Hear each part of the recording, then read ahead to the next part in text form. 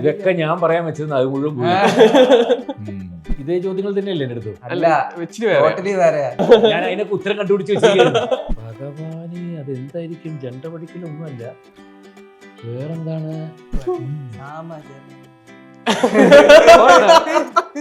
രണ്ടും ബ്രില്യൻ്റ് ആയിട്ടുള്ള രണ്ടുപേര് സൈഡിൽ നിന്നിട്ട് അവരുടെ റിയാക്ഷനിൽ ആ പാട്ട് പാടുമ്പോൾ ഞാൻ അറിയാതെ കരഞ്ഞു പോയിട്ടുണ്ട് എന്ന് പറഞ്ഞിട്ട് ഞാൻ തിലകൻ ചേട്ടൻ്റെ മുഖത്തേക്ക് നോക്കുമ്പോൾ തിലകൻ ചേട്ടൻ ഇങ്ങനെ ഒരു നോട്ടമുണ്ട്. അത് കഴിഞ്ഞ് ലളിത ചേച്ചിയുടെ മുഖത്തേക്ക് നോക്കുമ്പോൾ ലളിത ചേച്ചി അറിയാതെ ഇങ്ങനെ കരയും. ഇങ്ങനെ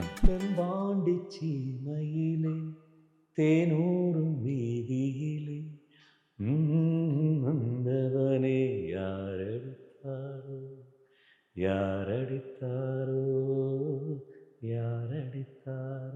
Hi Jairameta, welcome to the Rapid Fire with Q Studio. Thank you. Hi Kalidas, welcome to the Rapid Fire with Q Studio. Hello.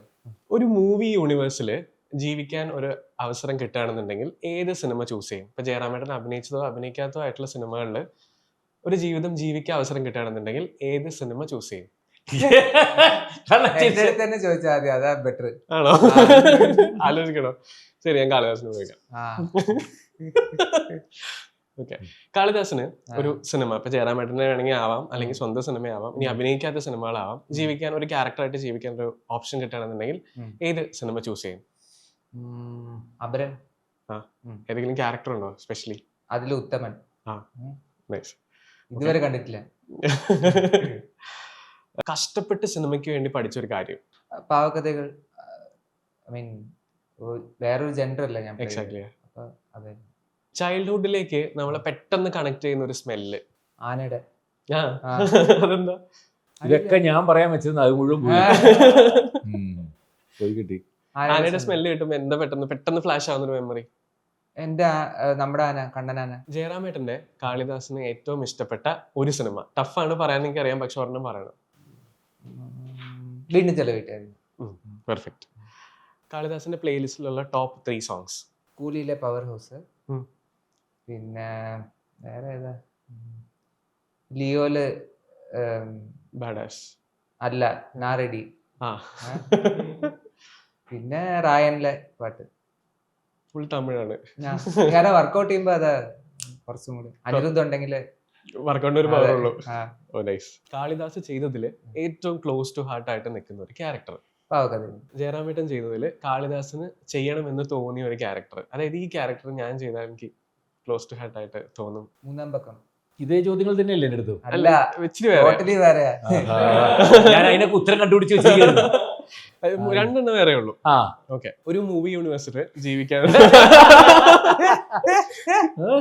അവസരം കിട്ടുകയാണെന്നുണ്ടെങ്കിൽ ഏത് മൂവി യൂണിവേഴ്സിൽ ജീവിക്കാൻ ഇഷ്ടം?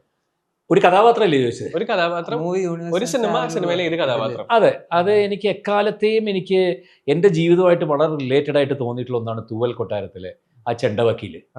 ആ വക്കീല് ചെണ്ട കൊട്ടാനും പോവും, പാചകത്തിനും പോവും, ബാക്കി വയറിങ്ങിന്റെ പണിക്ക് പോവും, അതിന് പോവും, ദഹനത്തിന് പോവും, എല്ലാ പണിക്കും. അത് എൻ്റെ ഒരു ജീവിതം അങ്ങനെ ഇപ്പോഴും ഞാനത് തന്നെ ജീവിക്കുന്നത്. അങ്ങനെ എൻ്റെതായിട്ടുള്ള കുറേ കാര്യങ്ങൾ ഇഷ്ടങ്ങൾ ചെയ്തുകൊണ്ടിരിക്കുന്ന ഒരാളായിട്ട് തന്നെ ജീവിക്കുന്നു. അപ്പൊ അത് കറക്റ്റ് ആയിരിക്കും. സിനിമയ്ക്ക് വേണ്ടി കഷ്ടപ്പെട്ട് പഠിച്ചൊരു കാര്യം? സിനിമയ്ക്ക് വേണ്ടി കഷ്ടപ്പെട്ട് പഠിച്ചൊരു കാര്യമോ? ഭഗവാനെ, അതെന്തായിരിക്കും? ജണ്ട പഠിക്കലൊന്നുമല്ല, വേറെന്താണ്? കഷ്ടപ്പെട്ട് പഠിച്ചിട്ട് പഠിക്കാതെ പോയൊരു കാര്യമുണ്ട്. മൂന്നാം പക്കം എന്നുള്ള സിനിമയ്ക്ക് എന്നെ ആദ്യം അപരൻ എന്നുള്ള സിനിമയ്ക്ക് വിളിക്കുമ്പോൾ തന്നെ സാറ് എൻ്റെ അടുത്ത സിനിമയിൽ കടലിൽ നീന്താനുള്ളതാണ്, അപ്പോൾ നീന്തൽ നന്നായിട്ട് പഠിക്കണം എന്ന് പറഞ്ഞിട്ട് എന്നെ തിരുവനന്തപുരത്ത് അതിന് വേണ്ടിയിട്ട് മസ്കറ്റ് ഹോട്ടലിലെ സ്വിമ്മിംഗ് പൂളിൽ ഡെയിലി വൈകുന്നേരം ഒക്കെ റെഡിയാക്കി സാറ് തന്നെ പൈസ അടച്ച് പോവും.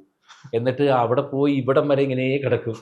അങ്ങനെ മുങ്ങിയാൽ എനിക്ക് അതെ, അങ്ങനെ ഏകദേശം ഒരു 10-30 ദിവസം നീന്തലൊന്നും പഠിച്ചില്ല. വെറുതെ വെള്ളത്തിൽ ഇങ്ങനെ പൊങ്ങിക്കിടന്ന് കഥ കാണിച്ചിട്ട് 30 ദിവസം കഴിഞ്ഞപ്പോൾ സാറ് ചോദിച്ചു എങ്ങനെയുണ്ടായിരുന്നു? പെർഫെക്റ്റ് ആയി കഴിഞ്ഞു, നവാ നമുക്ക് കടലിലേക്ക് ഇറങ്ങാന്ന് പറഞ്ഞു.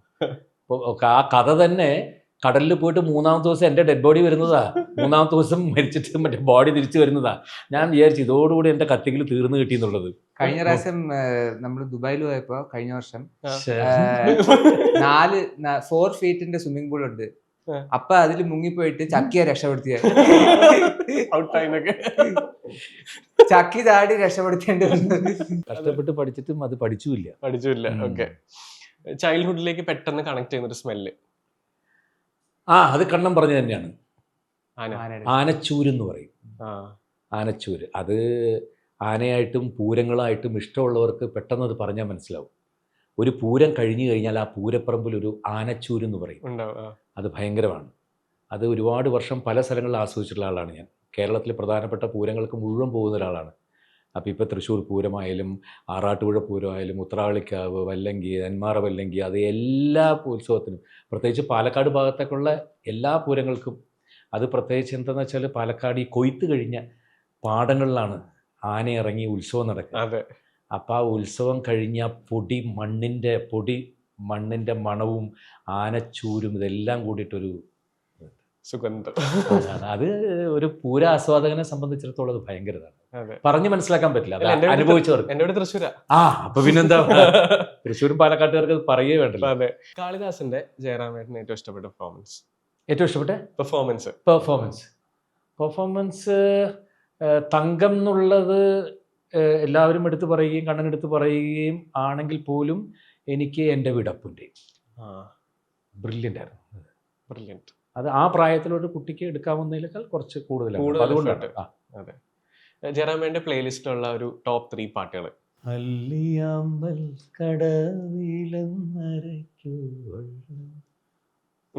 ഓക്കെ. തെമ്പാണ്ടി ചീമയിലെ തേനൂറും വീതിയിലെ നന്ദവനെ യാരടിത്താരോ.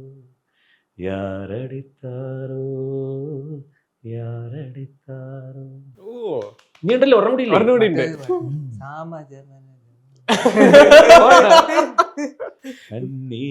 പൂവിന്റെ കവിളിൽ തലോടി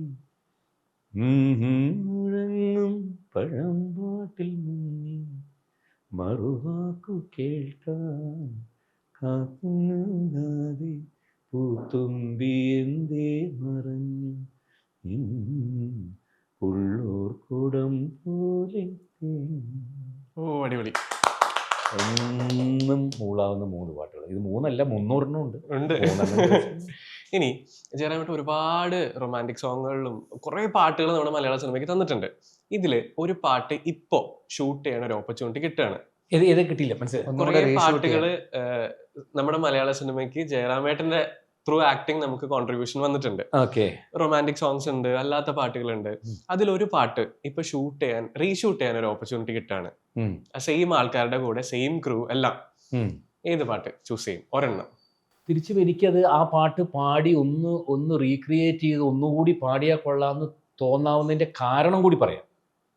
പാട്ടുകൾ ഇപ്പോൾ ഒരുപാടുണ്ട്. എത്രയോ ലവ് സോങ് പാടിയിട്ടുണ്ട്, എത്രയോ നായികമാരുടെ കൂടെ മരം ചുറ്റി പാടിയിട്ടുണ്ട്, അത് പാടിയിട്ടുണ്ട്, എല്ലാം പാടിയിട്ടുണ്ടെങ്കിൽ പോലും 2 ബ്രില്യൻ്റ് ആയിട്ടുള്ള 2 പേര് സൈഡിൽ നിന്നിട്ട് അവരുടെ റിയാക്ഷനിൽ ആ പാട്ട് പാടുമ്പോൾ ഞാൻ അറിയാതെ കരഞ്ഞു പോയിട്ടുണ്ട്.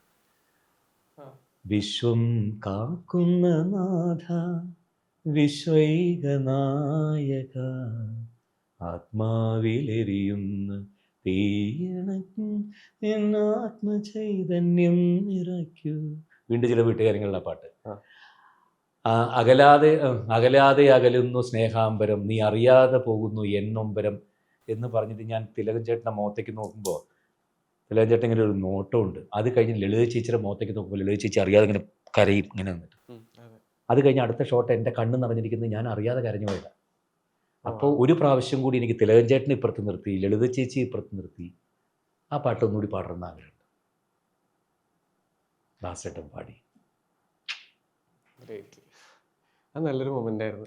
അയ്യോ, പറയാനുണ്ടോ? അത് തിരിച്ച് അവരെ 2 പേരും തന്നെ കൊണ്ട് നിർത്തി തന്നെ, വേറെ ആൾ പറ്റില്ല. ഓക്കെ, ഇനി കഴിഞ്ഞോ? ഇല്ല, ഒരെണ്ണം കൂടെ ഉണ്ട്. Last question. മേജർ ശ്രീകുമാറിന്റെ ട്രോൾസ് ഒക്കെ കാണുമ്പോഴേ അത് പോസിറ്റീവായിട്ടും കുറെ ആൾക്കാർ, അത് എല്ലാവർക്കും ഭയങ്കര സന്തോഷം കാണുമ്പോട്ടാ. പിന്നെ എല്ലാം മാതിരിതായിട്ടുള്ള ഇതിൽ എടുക്കണ്ടേ, ഞാൻ അങ്ങനെ എടുക്കാറില്ല. കണ്ണനൊക്കെ അയച്ചു തരാറുണ്ട്. അതല്ലേ ഒരുപാട് പേര് അത് യൂസ് ചെയ്യുന്നുണ്ട്, ഇന്റർവ്യൂസിൽ യൂസ് ചെയ്യുന്നുണ്ട്. അത് കാണുമ്പോ എന്തോ. ഇതിലൊരു ഈ പടത്തിലൊരു സർപ്രൈസ് ഉണ്ട്. പടം പോയി കണ്ട അതെ, ഫെബ്രുവരി ഇപ്പൊ ചോദിച്ചതിന് ഒരു സർപ്രൈസ് ഈ സിനിമയിലുണ്ട്. ഫെബ്രുവരി 6-ാം തീയതി ഒരു പാപ്പാപ്പ ഒരു സാധനമുണ്ട്. ഓ അടിപൊളി. അത് ഭയങ്കര ലുക്ക് ആയിരുന്നു കേട്ടോ. അടിപൊളി. Thank you so much. Join ചെയ്തതിൽ ഒരുപാട് സന്തോഷം. ഒരു സർപ്രൈസ് ഗിഫ്റ്റ് ഉണ്ട്, സ്പെഷ്യലി നിങ്ങൾക്ക് വേണ്ടി പേഴ്സണലൈസ് ചെയ്തൊരു ഗിഫ്റ്റ് ആണ്. And this is from MYOP.